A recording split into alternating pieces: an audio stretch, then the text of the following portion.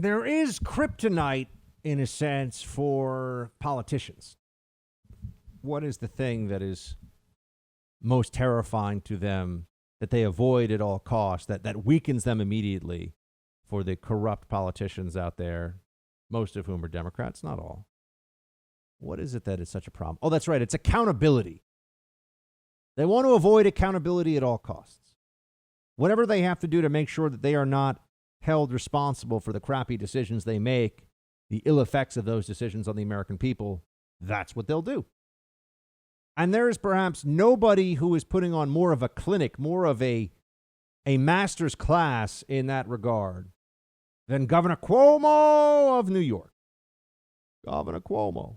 What does he say now? He's written a book. Let me tell you about the book. The book is about how he did a phenomenal job handling COVID.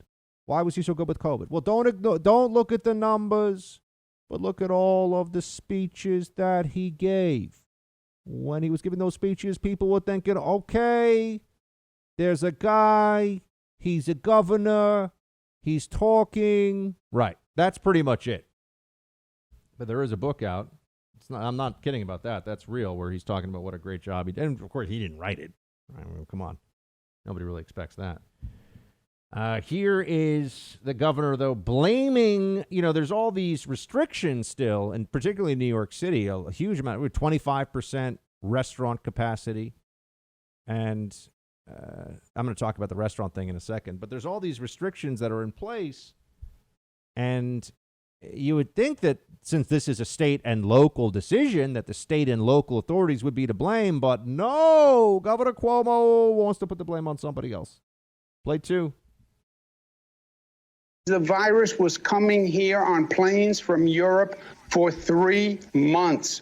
Most of those flights were landing on the East Coast, many of them in New York City. That's why New York was ambushed by that coronavirus. And that's why we had to shut down the way we did. And that's why you see the economic numbers down for New York, because we shut down. But you now are reporting on states in the West that didn't shut down and didn't take COVID seriously. And now you're seeing their cases go up, right? So it makes the point. Yes, we shut down because we were ambushed, but we got the virus out of control. Those other states that were in denial, that's where you're seeing the increase now. There is no second wave, Stephanie. This is the first wave that they never came to terms with because they denied it. And now you're seeing the numbers go up. What a rewriting of history from this massive jerk. New York and New Jersey collectively, which you have to think of as they're really operate in this regard like one area, one state. More people died from COVID here per capita than anywhere else in the United States, and one of the worst rates in the world, right up there with northern Italy, with some of the places that had major outbreaks that decimated particularly the elderly population and people in nursing homes. He had the worst. I mean, the absolute worst. And he thinks he should lecture other states.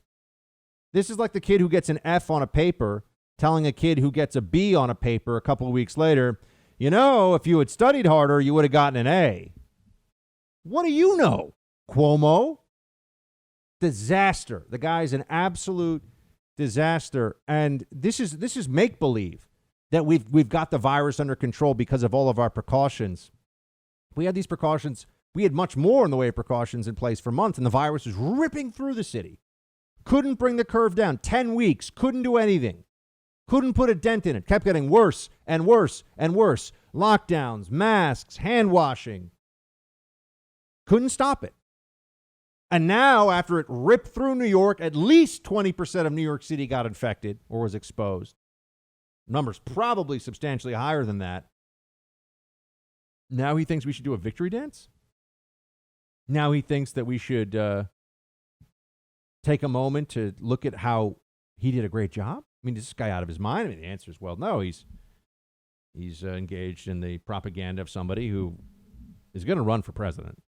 Get ready for that. Now, if Biden loses, maybe not, but he will run against Trump the next time around. That's right. Governor Cuomo will run for president. So he's preparing the groundwork for that right now by making himself an anti-Trump figure. and saying that it's the federal government that's to blame. And also, saying that all these flights coming in from Europe, does he not understand how just basic disease transmission works? Yes, it started in China, it spread in China, then it went to Europe, and then there were some flights from Europe that came here. But once it gets seeded into the population, Cuomo, you utter buffoon, it spreads in that country. So once you already have it showing up here, which it was long before this 3-month period he's talking about, then it goes person to person in the U.S. We weren't just importing flight after flight of COVID patients from anywhere. The shutdown from China might have bought us a little bit of time in that period. But remember, it had already spread a lot in China. It was getting to a place of spread in Europe. So the shutdown in China may have bought some time. Eventually, it was going to hit us here. There was no way around this. No country that is our size and interdependence with the rest of the world was able to avoid this. Not even close. Not even close. But here we are. I think that now people would probably say, "Oh, what about Japan and South Korea?" They've been preparing. First of all, they have very different populations when it comes to health and obesity and hypertension, things like that. They've done far less. They basically don't test for this. They've done far less testing in the beginning of this. If people really think that they've managed to shut down, I mean, first of all, Japan is an island. It is a lot easier to control who's coming and going. And there's real questions out there about how much cross T cell immunity, cross immunity there is from T cells from people who are next door to China that may have been exposed to similar coronaviruses in the past. So they may already have had a wave of something close enough to this in that area. Why didn't this spread all throughout China? We don't seem to really have a particularly. Now, I think the Chinese government's lying about this. We don't have answers. But I can tell you this, because I'm watching very closely, and I'm here in New York as this whole thing plays out in New York City, in the heart of the worst hit place in the entire country. The idea that bureaucrats harassing people and telling them to mask up all the time is some brilliant plan that's saved tons of lives is a fantasy. It's a fantasy. It's just not true. I was here when we were all masking, and the disease was spreading everywhere. And everyone was much more scared of it then because we thought the fatality rates were higher. And then eventually it receded. Why hasn't it come back in New York? They'll tell you it's because of mask wearing, but then they say there are a lot of people who don't wear masks. When the disease spreads, it's because we're not doing enough of what they say. When it's gone and spread a lot and then it recedes, it's because we were doing what they say. This is how they approach this. They can't be wrong, right? Isn't that convenient? They can't be wrong in all of this. But perhaps even more reckless. I just got a vaccine because I got a little nephew on the way soon, which is very exciting. My sister is having a baby any day now. It's due date, game time, right here. But I'm gonna have a little nephew any day now, which is very exciting. But I had to get the whooping cough vaccine, so I got that done. And I was talking to the woman, the technician that gave me the vaccine, and I said, how prepared are you guys going to be for when this vaccine eventually gets? She said they're expecting it to just be like round the clock. They're already having conversations about how they're going to try to implement that because, it seems like, well, there's a lot of people to give out the vaccine, but, this is going to be almost like a military scale operation to get this out there, to get it to people. It's going to be a big deal. And, there's these people out there who are raising questions like Governor Cuomo about whether you can even trust a vaccine. This is so reckless and so wrong, but politically useful in this moment. Here's what Cuomo is saying about it. Play one. How confident are you in the approval process of the FDA right now? Well, first, how confident am I? I'm not that confident, but my opinion doesn't matter. I don't believe the American people are that confident. You're going to say to the American people now, here's a vaccine. It was new. It was done quickly. But trust this federal administration and their health administration that it's safe. And we're not 100% sure of the consequences. I think it's going to be a very skeptical American public about taking the vaccine, and they should be. So what's it going to take to convince you that it's safe, that it's effective, that it should be distributed? Well, what I said I'm going to do in New York is we're going to put together our own group of doctors and medical experts to review the vaccine and the efficacy and the protocol. And if they say it's safe, then I'll go to the people of New York and I will say it's safe. With that credibility. But I believe all across the country, you're going to need someone other than this FDA and this CDC saying it's safe. That's right. Here you have a governor of one of the largest states in the country telling a national news audience, you can't trust the FDA on this vaccine. Remember, they keep playing this game of, oh, it's Trump. Trump has to wait for the approvals from the FDA. So what he's really claiming here is that there's some way that Trump will have corrupted the FDA to give people an unsafe vaccine for political reasons. Let's all understand this right now. If Trump loses, there's zero incentive to do that. Right? So it would only be if Trump wins. So let's start with that very obvious proposition. And then beyond that Cuomo is going to have his panel of New York state health experts that are going to determine this. They have better access to the data. They have a better understanding of this than the FDA, but this is all the FDA does. Now, I'm not saying that all of a sudden I think federal government agencies are infallible, far from it. And I think it's understandable to have questions about them in a lot of contexts. But here it's very transparent what's happening. I mean, they're questioning the FDA because of Trump. Because of Trump, we can't trust the FDA. So the New York State Health Authority is going to do its own testing on this. Cuomo and his band of morons are going to be the ones that determine whether this is safe.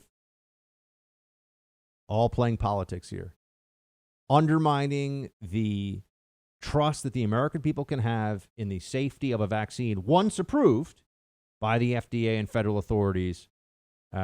Undermining that because it makes Trump look bad. That's what they're willing to do. So just remember that when they try to tell you that this is all about protecting life and listening to the science and all this stuff. Oh, no, they're willing to completely discount the science as long as it means that they can take a swipe at President Trump. They're willing to make people believe that the FDA is no longer a reputable source of information on the safety of a drug, a vaccine, that will be distributed to the American population en masse soon enough, hopefully, God willing. And that just goes to show you how utterly polluted and political this discussion has become. While he's telling you about how much he cares about public safety, the governor of New York is, in the most cynical and blatant fashion, undermining public safety and health.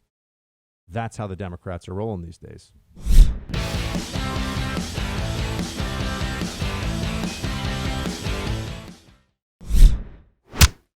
Went for my first New York City indoor dining experience this past weekend.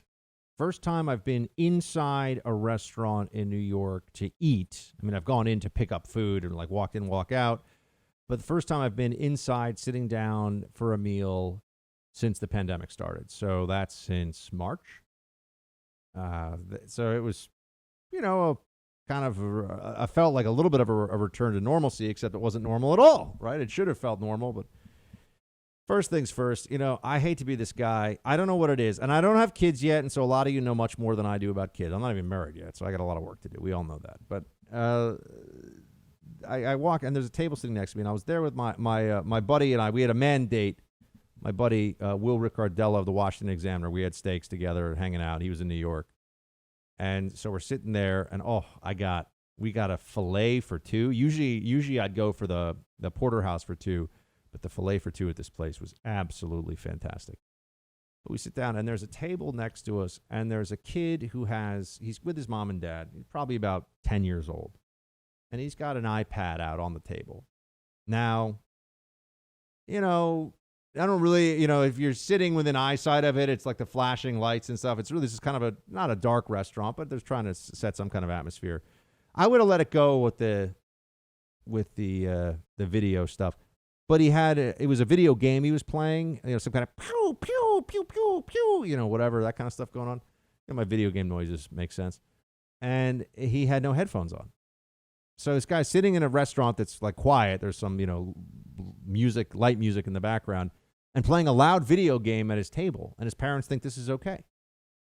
Have we turned into a barbarous society? Is that what's going on here? They just have no manners anymore at all? You're at a public restaurant. It was a nice restaurant. It's expensive steakhouse in New York City. It's a Saturday night. It's 8 o'clock.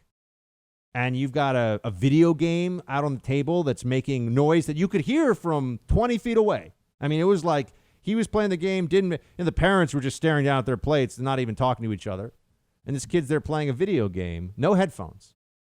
Is that the... So I just want, if that's okay, then I want to start going to restaurants, put a Bluetooth speaker down on my table and start blasting, Metallica while I eat. Because clearly it doesn't matter, right? Clearly you don't have to have it anyway. So that set me off. And anyone who does that needs to be, you need to be told off. You need to be told, excuse me, stop that. So I did. I told the parents, please, can you turn that down? I was nice about it. I said, can you please turn the music down a little bit, or the video game noise down? And they turn it down a little bit. I got the other thing too. They didn't turn it off, which is what they should have done. Like at least mute the noise. Nope, turned it down about 30 or 40%. And then we heard a commotion up front, and heard a bunch of swear words and some breaking glass. And here I am. It's the first time I've been out to dinner, like I said, in March, April, May, June, July, August, September, October, November. I don't know, 8-9 months now. And there was some kind of a fight broke out. A table of people in the restaurant recognized another table that was about to sit down right next to where I was, of 10 people. It was a 10-person group. They saw a 4-person group, and they knew each other, according to the server, when I talked to the servers afterwards. And they just broke out, and they just started throwing punches. So you got roughly a dozen people who were shoving and punching each other in this restaurant, and the police had to get called. The police precinct is like 100 yards away, so the cops got there in a minute or two. It was very fast, and there were 4 cops on the scene, and I couldn't really see much of this because it was in a different part of you could hear it, but you couldn't see a different part of the restaurant. This felt like, I felt so badly for the restaurant and for the other diners, because I talked to the servers, and they're barely hanging on before they're going to have to default on their lease, shut the place down forever. They're barely hanging on, 25% capacity. And a bunch of morons cause a fight in this restaurant over nothing. I mean, one guy looked at another guy or something, or, it's outrageous. And it made me just think, I don't know. Staying home, using my own kitchen to make my own stuff, or throw some mac and cheese in the microwave and watch some Netflix. It's not bad. You don't have to deal with bar fights. That's for sure. You have to deal with bar fights. Good news is Will Ricardella is about 6'8", 250. So if we had to get into a bar fight, at least I felt like I wasn't totally solo on that one.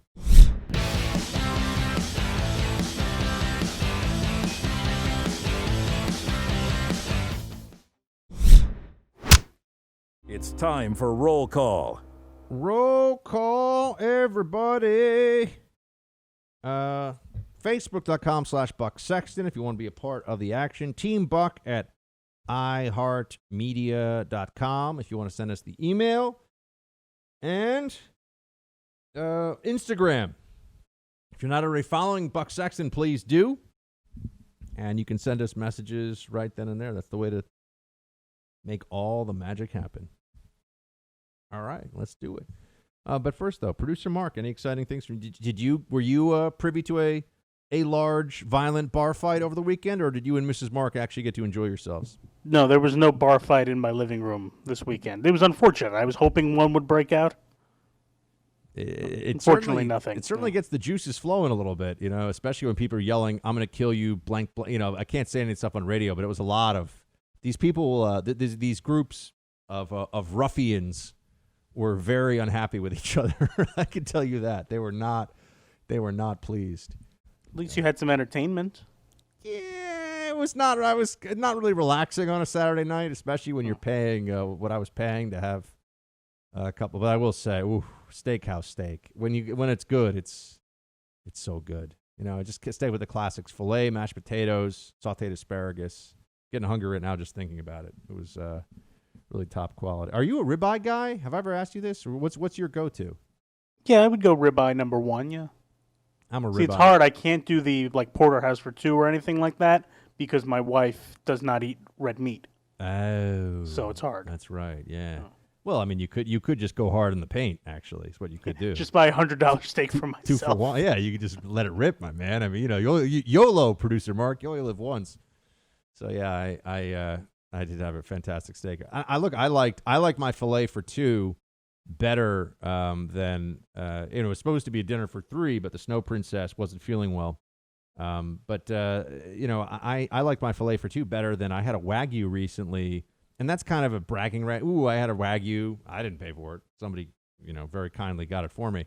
I was at a private home, and it's a $200 steak, basically $250 steak, and it's just not worth it. It tastes like foie gras mixed with a steak, which is like too much. You just feel like your gallbladder is going to explode afterwards. Yeah, I've heard like dry aged steaks don't taste good. I'm like, why? I don't know. Dry aging is supposed to bring out more flavor. I haven't had a problem with dry aging. I will say that I've found that grass-fed meat is a roll of the dice. That people pay all this money for grass-fed all the time, and you'd think that always means it'll be tender and better, but sometimes you want a cow that's just given like the equivalent of cow junk food, with all the corn and whatever other stuff, You want it nice and juicy. So you're saying we'd be good for cow meat right now? Pretty much. We've been eating all the junk food. Yeah, I'd be kind of a human ribeye. I would unfortunately not be like a lean bison burger, but I'm working on it. All right. And actually, I'm working on it. I got a workout program sent to me by a friend who's a fitness professional over the weekend. So I've got a starter program, Producer Mark. I could even share it with you. And that'd be great. It's one of these things where you read it and you go, "Oh yes, wow, this is really helpful, and this would make sense." Now I just have to do these things. You're like, oh, there's a wind sprint / like you walk and then sprint, walk then sprint on the treadmill for 20 or 30 minutes at a time. And that's in addition to some strength training. I'm like, ooh. Deadlifts and presses and stuff, I'm okay with that. But once you start telling me cardio too, I'm like, oh, but it's true. It's right. I know I'm somebody like this is, if I want to play in the big boy league, I gotta actually swing the heavy bat. That's the way it goes. But I was also watching, Moneyball is on Netflix now. You've seen that, right? Of course. Good movie. Very watchable. Yeah, I really enjoyed it. Very good movie. Even though I don't know much about baseball. Pretty good book too. Yeah, Michael Lewis does good stuff. He's a lib. He's kind of a commie, but he's a commie who makes a lot of money off his books. That's for sure. Eric. First up here for roll call. Hey, Buck, I was like you. I thought the town hall could only be a net neutral or negative for Trump, but I was wrong. It was a home run. He missed a few things, but otherwise took Guthrie to school. Shields high. By the way, Trump does have a great smile, but Tallulah's is better. Yes, well, Tallulah is very beautiful, the French bulldog. And if you follow me on Instagram, you'll see her. I have a little video of her today. Where she's sleeping, and I'm sort of creepily taking a little video of her while she's asleep. It's a dog, though. It's not a human, obviously. But she makes little snort noises, and I just think she looks like a little piggy, so it's kind of fun. That's on Instagram, though. See, this is why I tell you to follow these accounts. You'll see fun things. As for the town hall, no, I think that Trump handled Savannah Guthrie very well. So maybe that combative environment ended up working out for him, but it's just... that's what it was always going to be like that. There was no way Savannah Guthrie was going to have Trump on her show or Trump on a town hall stage, I should say, on NBC and not just go after him. Right? I mean, she can't. You have to remember, for people like Guthrie, she's not able to, socialize with her peers and with her friends in peace unless she attacks Trump. Right? She's not going to be welcome with the same groups of. I mean, this is a part of their identity. When you're that kind of a media personality and you're expected to be part of the lib establishment, you're not able to deviate from this. No one's going to be okay with you going soft on Trump, which just means asking him questions and not jumping down his throat every chance you get. So yeah, Eric, fair enough. Alex, just like Hillary ignored certain states, I worry Trump may be doing the same. I live in Georgia, and I've seen a lot of Biden ads on TV and maybe 2 Trump ads. Well, Alex, if Georgia goes for Biden, that's very bad news. I know that it's closer than I think the polls show it closer than it has been in previous years. I think Georgia's going to go red, but we need to go very red, and at least as an indicator for the other states. And as for the TV ads, I have seen more Biden ads on TV too. But remember, Hillary outraised and outspent Trump bigly, and Trump beat her huge. So I think that we're still probably in pretty good shape on that one. But I hear you on that, Alex. I think that there's definitely, it feels like there's more Biden media stuff going on that I'm seeing that I've seen from Trump, and it's all over the place. Brian, hey, Buck, quick fun question I thought of while listening to today's show. I chuckled out loud at your Springsteen Fleetwood Mac comments, but I've never heard you mention what some of your favorite musical acts are. Care to elaborate? And don't worry, I'm not from Jersey. Thanks, and keep up the good work. Bands that I like. Wow, putting me on the spot. Here's the answer. None. Buck likes nothing. That is false. Don't listen to Mark the Grouch. That's not true. I like some bands. I like, so if you're looking for greats that I like a lot, I would say Led Zeppelin, very, very high on the list. I would say I like Aerosmith, which I know is very, I would even say that Bon Jovi has some great songs if we're looking at American rock anthems. So it's not like I just hate musicians from New Jersey, because I know that turns into a thing when you talk about the boss, Bruce Springsteen. People will think that. I gotta think of other. I like Jimi Hendrix a lot. I like Creedence Clearwater. I mean, these are all bands that I would say. I mean, obviously the Leonard Skinner has a couple of great songs. Who else is in the mix here? And then if you're looking for more contemporary stuff, I don't know. Like a lot of people, I have eclectic taste. I like a lot of different things. I listen to a fair amount of 90s music. So I like Stone Temple Pilots, and I don't care what anybody says. I like the Goo Goo Dolls. I don't care what anybody says. I like Creed. That's right. I said it. It's true. Creed is good. Well, all of your music opinions are now invalid. Congratulations. I know. See, people hate on Creed so much, and this is just nonsense. People hate on Creed because they've been taught to hate on Creed. Do you like Nickelback also? Nickelback has a couple of catchy tunes. I'm just saying. Not like the best, but, they're not terrible. If you want to talk terrible, I mean, Matchbox 20 makes me want to, go drop a toaster on myself in the bathtub. I mean, Matchbox 20 is rough. So that's if we're talking 90s stuff. Because I listen to a lot of the big music station in New York on radio. I had a boombox with 2 tape deck, and I would listen to I listened to a K-Rock, which was a rock station where you would hear things like Creed and 9 Inch Nails and I don't know whoever else. There was that Limp Bizkit era. Remember that? They were a band. All that stuff like Green Day and whatnot is classic rock now, technically, which makes me feel so old. Wow. Yeah, like the Chili Peppers, classic rock now. The Offspring, the Chili Peppers. You mentioned Green Day, Smashing Pumpkins. These were the bands that I grew up with. Those are the bands I grew up listening to. I loved Sublime. Such a shame what happened to the lead singer there. He had so much more good work to do. So there are a lot of bands that I would say. And yes, in the same vein with Creed, I don't care what anybody says. I like Dave Matthews. That's right. I know. People like a lot of people like Dave Matthews. This is the thing. Dave Matthews is very polarizing because people either really like Dave Matthews and it reminds them of, good years of their youth, or they just absolutely hate Dave Matthews. That's what I've come across. That's the same with my favorite band, Coldplay.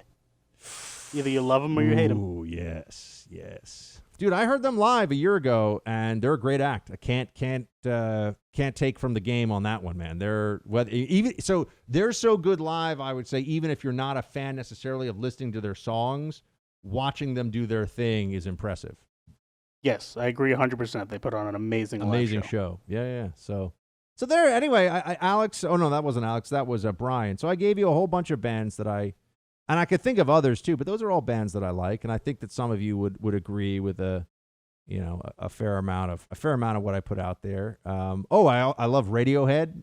I mean, I grew up at a time when Radiohead was very popular. I listened to a lot of Radiohead when I was in college, so that's another band that I would say the Buckster is into. I like this British band Block Party, which I've mentioned before on the radio, which is kind of an indie pop kind of band, or indie rock band, not pop, maybe pop, I don't know, in the UK. So yeah, there's some bands anyway that you can add some of those to the list. I actually have a workout playlist on Spotify. It's public, I think. It's called Beast Mode, and you just type in Beast Mode, and I've got like 200 songs on there, all for workout purposes. There's hip hop, there's rock, there's techno, there's all kinds of stuff. So if anyone want to sort of take a gander through Bucks, it's for working out. It's not for like hanging out in your apartment, because some of the stuff's pretty intense. But yeah, you can download my Instagram playlist. There you go. Maybe I could even put it on the Spotify, your Spotify playlist. Damn it. That's what I meant. I was sounding so cool for a moment there. I don't think Instagram has released playlists just yet.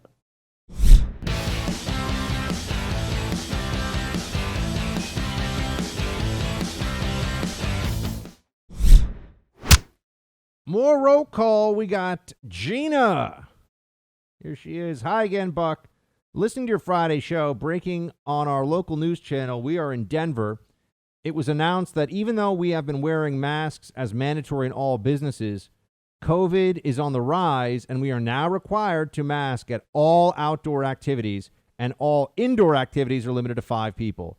Just in time for the holidays. How science-y of them. Yeah, well, unless you have a drone at my window and a cop at my door with a warrant, of course, I will not be changing my repertoire for any government edict. Cornbread stuffing and pecan pie, anyone? We'll leave a seat at the table for you, shields high. Well, Gina, you got to make that cornbread stuffing gluten-free, but which is possible and quite good. But yeah, I agree, and this is what's going to keep happening. The tyranny of their stupid decisions and edicts will not stop until we make it stop. They're not going to just get tired of this. They're going to keep doing this and doing this and doing this. More rules. It's never that they can't actually make you safe. It's never that they're incapable of stopping a virus that operates very much like the common cold. Imagine what it would take if we had to stop the common cold in society. We're going to stop it forever. Okay. Good luck with that. We have no cure for it. We have no vaccine for it. And it spreads like wildfire. But we're going to stop it. Just wear a mask more. It's not going to happen. Not going to work, but they'll add more and more things onto it. And remember, even when we are even when it's clear from the data that whatever we're doing isn't working, it's never that their ideas weren't good enough or that their advice wasn't sound. It's that we didn't do it well enough. That's the real response. That's the real answer. We weren't good enough at it. It's always on us. It's never on the experts. Remember that. Michael, hey, Buck, woke up today, heard out my window a loudspeaker say, Sean Parnell. So I said, what the hell? He's right down the street. Let's go meet this guy. I took a photo for the lady in front of me, then I shook his hand and said 2 words, Team Buck. But I thought, he's a fairly large man. Jesse Kelly must be huge. Now more than ever, shields high, my friend. Well, Michael, that's great if you got to meet the one and only Sean Parnell, who I very much believe is going to be the next congressman from his district out in western Pennsylvania, and will do a fantastic job in D.C. And, Sean. So Sean is thicker than Jesse Kelly, but Jesse is taller, and I'm like the little tiny hobbit at 6 feet tall. I'm the little hobbit of the bunch. So, yeah, they're both big dudes. Sean's probably 6'2" or 6'3", and I'd guess like 230-ish. And Jesse is, 6'8", and maybe about the same, maybe a little heavier, about the same weight as Sean, I would guess. So, yeah, they're big dudes. Great guys. I remember back in the day, we just did some fun podcasts, the three of us, just kind of shooting the breeze and having a chat. We should bring that back. But Sean's going to be very busy with Congress, and Jesse's very busy building out the very successful and very worthwhile Jesse Kelly show, which you all should be watching on The First, as well as listen to his radio show. Tim. Hey, Buck. I'm an Australian who is fascinated by American politics. Only started listening to your podcast recently. I love your way of thinking. and how you explain what's going on. Thank you for giving me great content to listen to every day at work, and good luck in the coming weeks. MAGA. Well, Tim, we got Team Buck down under. Love it, my man. If I make it down there, we'll go headbutt some kangaroos together. Just kidding. I would never headbutt them. I love animals, but you know what I mean. Although I did see a video recently of a guy getting attacked by a kangaroo on a golf course. It was terrifying. Producer Mark, have you seen that one? It went viral a few days ago. I think I heard something about it. Like this kangaroo jumps at this guy and like just starts kicking him and like attacking him. And they don't mess around, man. They look all Everyone cute. thinks kangaroos are like nice animals. They are not nice animals. This is to humans. This is so classic. Kangaroos not that nice. Koalas look like little stuffed animals. They're mean. They bite and scratch. So I've heard things. My sister went abroad in Australia, so she knows all about it because she loves animals, and she found all this out, was very disappointed. So I'll stick with the domesticated dogs that just want to give you kisses and snuggles. I can see Tallulah right now. She's the best. She keeps me company during the radio show. All right, everybody, thank you so much for joining. As always, 2 weeks out from Election Day, we got a lot to cover together in the days ahead. Please pass the buck. Tell a friend, get one family member, one buddy, one person who's new to Team Buck to listen to the Buck Sexton Show. Share the podcast. It's on iHeart app, Spotify, wherever you listen. Until tomorrow, shields high.